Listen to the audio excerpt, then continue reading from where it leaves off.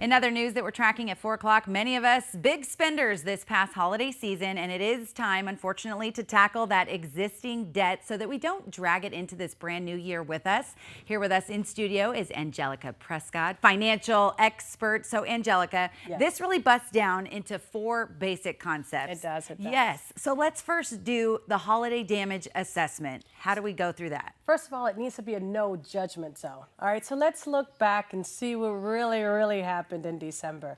Did we go overboard or did we not? And when we assess it, figure out what are the triggers that made us go overboard, because easily on record, about over 50 to 75% of the people in America, U.S., went overboard by at least 20% more than they were intending to spend and have incurred some debt because of it. And so there's actually a systematic way that we can tackle that first step. Absolutely. Okay. The first thing you need to do is let's have this month, January, be the only essentials month.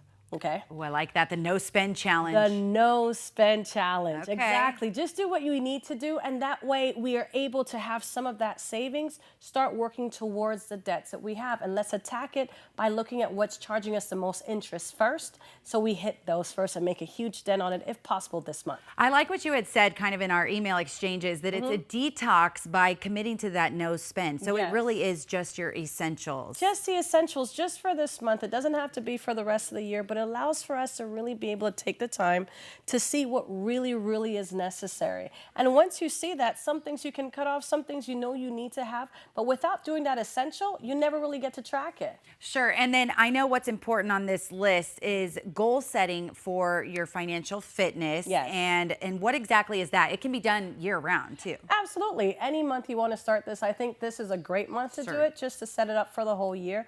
But let's see, what is it that you really want to be able to do? What things don't you want to cut off? Especially once you start doing that essentials needs this month. What things? Maybe a vacation in July. Maybe there's something you want to do in December. We can plan for that and look at what we need to do to plan for it step by step. I love that. I'm already planning ahead to something in May, and it's like just start chipping away now, which actually takes us to our last basic concept, which is the Holiday Head Start Fund. Could you elaborate for our viewers who are like just scratching their heads like, how do I even plan for this Christmas? So we know somehow we'll still love some people this next December coming up.